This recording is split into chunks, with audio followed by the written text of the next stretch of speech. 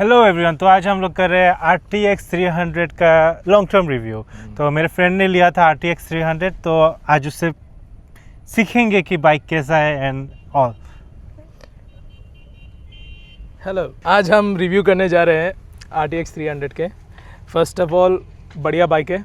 आप लोग शायद रिव्यूज़ में कुछ ऐसे वैसे सुनते होंगे, बट बाइक ऑसम है। और हाँ, जो भी सवाल पूछना है आप पूछ लीजिए। आप कितना टाइम हुआ है आप इसको ओन किए हुए? तकरीबन 3 महीने हो चुके हैं, 3-3.5 महीने हो चुके हैं। Nice nice. सो कितना किलोमीटर आपने चला लिया इसको? 2150। इतना प्रिसाइज? अभी आपने देखा ना? अभी मैंने देखा। तो अभी हम इसको 2 सेक्शन में डिवाइड करेंगे। तो आपको पहले क्या पसंद है वो आप बताइए।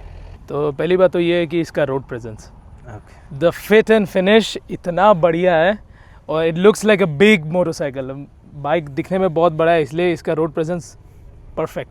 हाँ, वो एग्री करता हूँ। वो जिधर भी जाते हैं हम लोग आगे पूछते हैं ये कौन सा बाइक है। हाँ, ये बहुत नोटिसेबल है और बहुत मतलब रोड प्रेजेंस इसका कमाल का है।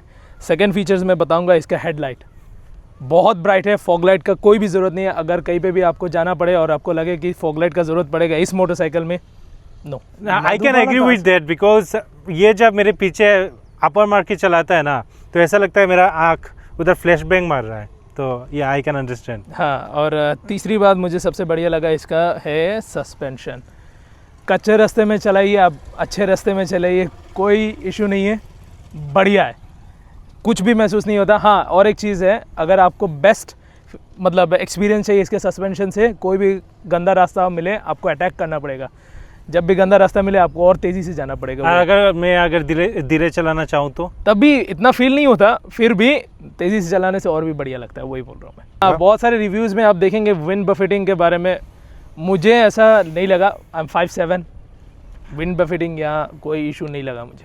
जो TFT डिस्प्ले है प्रीमियम, दिखने में बहुत सुंदर है। DRL मुझे बहुत अच्छा लगता है। DRL तो हेडलाइट में आ जाता है बट देखने में अच्छा लगता है। देखने में अच्छा लगता है। हाँ, इसका लुक्स ऑब्वियसली टाइगर लुक दिया हुआ है, और आर्ग्यूबली मैं बोलूँगा मुझे ये लुक टाइगर से बेहतरीन लगता है, टाइगर से भी अच्छा लगता है। जो TFT डिस्प्ले है यहाँ का बहुत ब्राइट है। कड़ी धूप में हमने खड़ा करवाया था इसको, फिर भी एकदम पूरा चकाचक दिख रहा था, कोई इशू नहीं हुआ। और इसका बाकी का मोड्स जो है, टूर, रैली, अर्बन या फिर रेन, आप लोग अगर ओन करते हैं आपको पता है कि आप सिर्फ टूर और रैली को यूज़ करेंगे ज़्यादातर। सो मैं उसमें ज़्यादा नहीं जाऊंगा, बट इसका जो पुल है, टॉर्क है, बढ़िया है। तो अभी पावर के बारे में आप बता रहे, तो उसका ओवरऑल परफॉर्मेंस, ये सब इंजन कैसा लगा? Very smooth. 80 तक बहुत स्मूथ है, बट 80 के ऊपर थोड़ा सा वाइब्रेशन हमें महसूस हुआ। सिंगल सिलेंडर इंजन है, तो ऑब्वियसली ये it is a given. Single cylinder engine में कुछ भी हो जाए थोड़ा सा तो वाइब्रेशन आएगा, थोड़ा सा वाइब्रेशन बट फॉर मी जो मैं फील करता हूँ, मैं जो चलाया था इस बाइक को, कि इसमें 5W40 यस, या 5W40 वो तो बहुत पतला ऑयल है। तो मुझे जो फील हुआ कि इस बाइक के लिए वो ऑयल थोड़ा सा पतला है, तो थोड़ा सा एक एक्स्ट्रा वाइब्रेशन फील होता है। अगर TBS 10W40 अलाउ करता तो आई गेस 10W40 बेटर है इस बाइक, क्योंकि 10W40 थोड़ा सा एक ठीक ऑयल है कंपेयर टू 5W40। और 5W40 बहुत ही रेयर ऑयल है, दूसरा कंपनी में नहीं मिलता है। आपको बढ़ाना है तो TBS से बढ़ाना पड़ता है, और TBS आपको पता है, होंडा हो, बजाज हो, जो भी कंपनी हो, वो लोग चीप में ऑयल मैन्युफैक्चर करते हैं, ऑयल बढ़ाते अपने प्रॉफिट के लिए। वो क्वालिटी जो आप मोतुल से, लिक्विमोली से, कैस्ट्रॉल का जो ब्लैक कलर का बॉक्स आता है ना, उसका नाम भूल गया, तो उसका जो कंपनी से जो ऑयल आता है और मोतुल, ये सब का क्वालिटी एक अलग लेवल का रहता है, उसमें स्मूथनेस अलग रहता है। तो आप 5W40 मार्केट में नहीं है जो आप कहीं से भी बढ़ा दोगे। सर्विस एक्सपीरियंस, हाँ, अगेन रिव्यूज़ में, बहुत सारे रिव्यूज़ में मुझे भी डर लगा था जब मैं इसको परचेस करने गया था कि सर्विस एक्सपीरियंसेस कैसा रहेगा। I kid you not, best service experience ever. मैं एक बजाज पल्सर 150 भी ओन करता था पहले, मैं अभी भी करता हूँ, चलाता भी उसको, बट उससे भी बढ़िया मुझे इसका सर्विसिंग टेक्निक्स वगैरह, सर्विसिंग क्वालिटी बहुत अच्छा लगा। मैं जब गया था पहले सर्विसिंग के लिए, 1 ही घंटे में काम ख़त्म। जब गया था सर्विसमैन जो टेक्नीशियन था वो मेरे लिए वेट कर रहा था, और एवरीथिंग वेंट वेरी स्मूथली। हाँ, कॉस्ट थोड़ा सा ज़्यादा था, 2500 तक मुझे बेयर करना पड़ा, बट अगेन अगर थोड़ा सा प्रीमियम मोटरसाइकिल ख़रीदना है तो आपको वो बेयर करना पड़ेगा ही। कौन सा सर्विस सेंटर के बारे में बात कर रहे हैं, कौन सा लोकेशन? नौगांव विनायक, हाँ। Best service centre, best service in everything. बहुत तो अच्छा लगा। वो एक चीज़ है कि टीवीएस का सर्विस बदनाम है, सबको पता है, बट कुछ कुछ एरिया का जो सर्विस सेंटर है like Vinayak, Naugaon, service quality अच्छा है।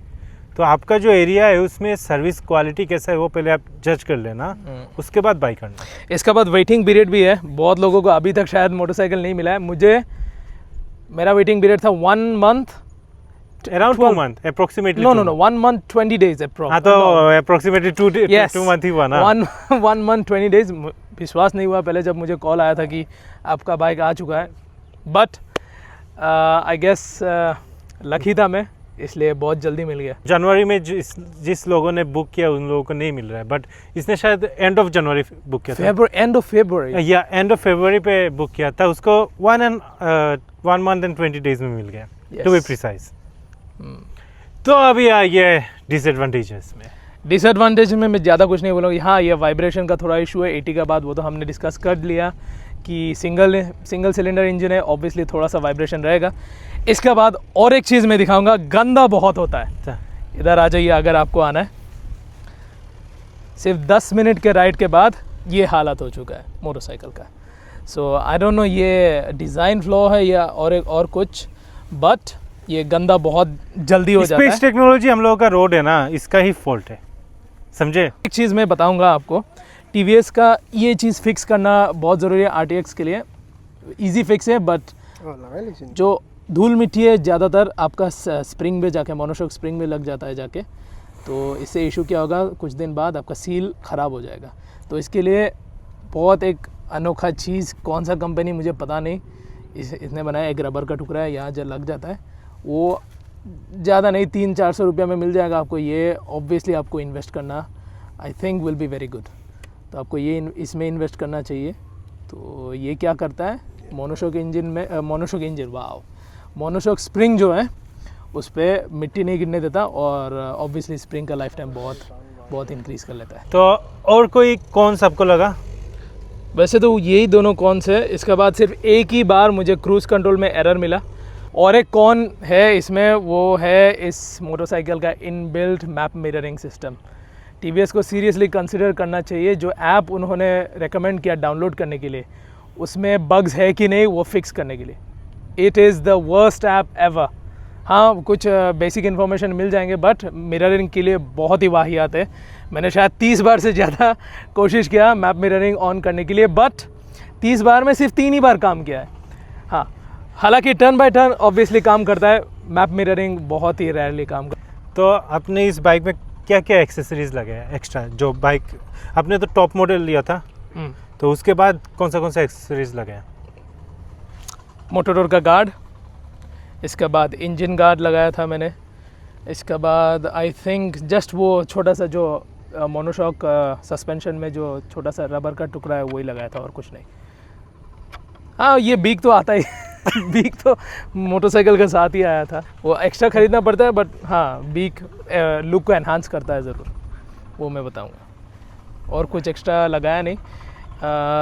In the future I am thinking ये लगाया ना यूजिंग गार्ड। हाँ, ये गार्ड लिटरली फॉर शो, कोई एक्चुअल रीज़न है नहीं इसका, बट इन द फ्यूचर मैं लगाऊंगा, इसका हैंड गार्ड लगाऊंगा, इसके बाद बैश प्लेट लगवाऊंगा, और हाँ उतना ही। टॉप बॉक्स उतना इंटरेस्टेड नहीं हूँ मैं, but hopefully may be in the near future top box लगाऊंगा। हेलो देर, तो अभी हम लोग राइड रिव्यू शुरू करते हैं। तो अभी मैं चला रहा हूँ बाइक को। तो पावर बोलो तो हाँ, एक्चुअली पावर इसका अच्छा है, साउंड भी अच्छा है, नॉट बैड।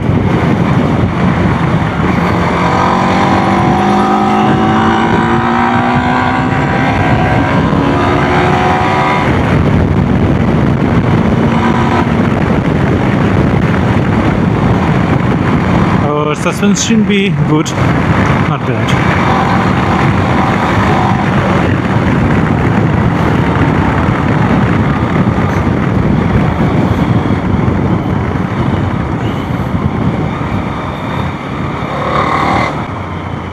तो अब ये हम लोग हाईवे पे आ गए, तो इधर खींच के देखते हैं कि कैसा है।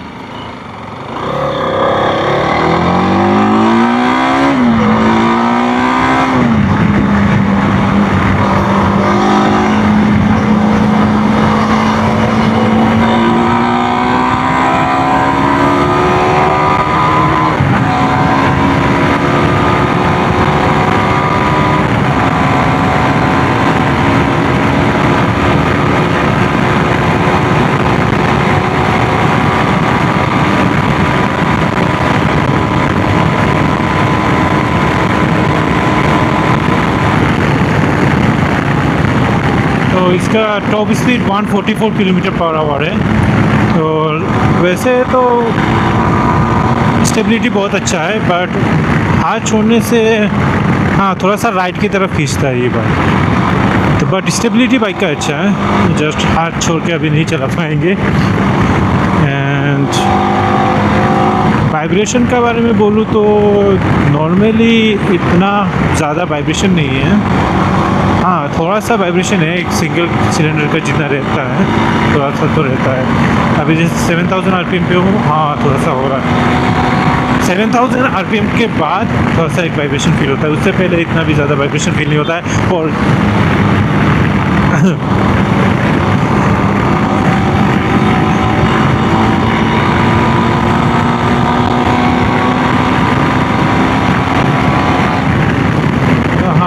बाइक एक्चुअली टूरिंग के लिए बहुत अच्छा है। अभी थोड़ा सा ख़राब रास्ते में भी जाके देखते हैं कि सस्पेंशन किस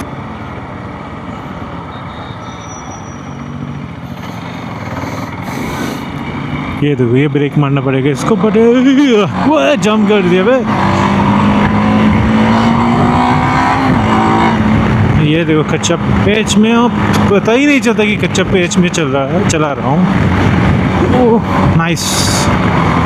तो हाँ कच्चे रास्ते में भी पूरा अच्छा सॉफ्टनेस है सस्पेंशन में, और हाई स्पीड में भी स्टेबिलिटी अच्छा है, तो वेल बैलेंस्ड है सस्पेंशन।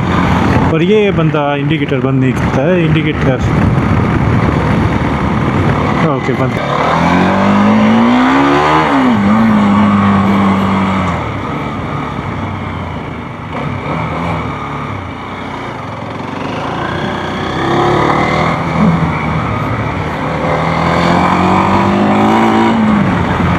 जैसे कि अभी कच्चा पेच से जा रहा हूँ, बट बाइक पूरा स्टेबल है, वाइब्रेशन थोड़ा सा भी फील नहीं होता। तो या इट्स गुड।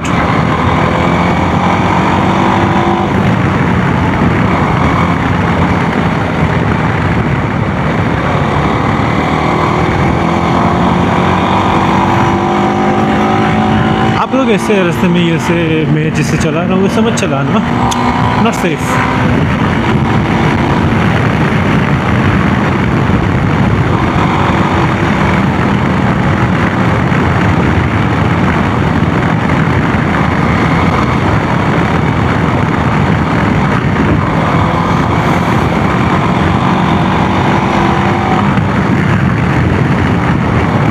तो इसका जो एवरेज फ्यूल इकोनॉमी है तो करंटली 30 दिखा रहा है, क्योंकि हम लोग थोड़ा सा फास्ट ही चलाते हैं। तो अगर आप बाइक को एक फास्ट पेस पे चलाते हैं तो अप्रोक्सीमेटली इधर जैसे कि 30.7 दिखा रहा है, तो 30-31 ऐसे पकड़ के रखो। और अगर आप हाईवे पे टूरिंग कर रहे हो तो 35 to 38 पकड़ लो, इतना ही माइलेज मिलेगा।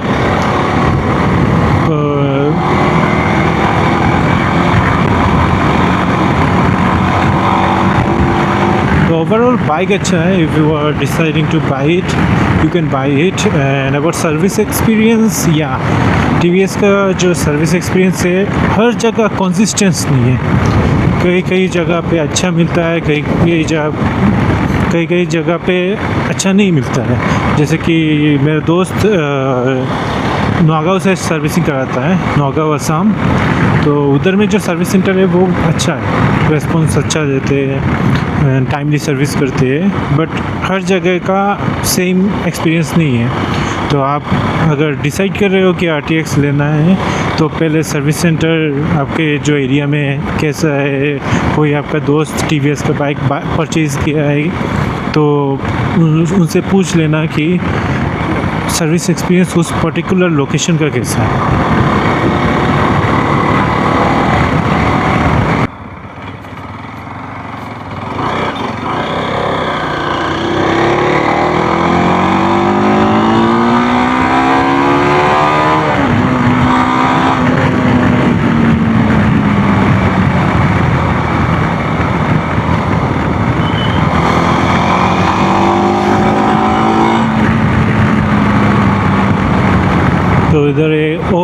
तो इधर और एक कच्चा पेच आया है, तो इधर देखते हैं। तो ये बहुत ही स्मूथली चल रहा है, ऐसा कोई जंपिंग और जर्किंग ज़्यादा फील नहीं होता है।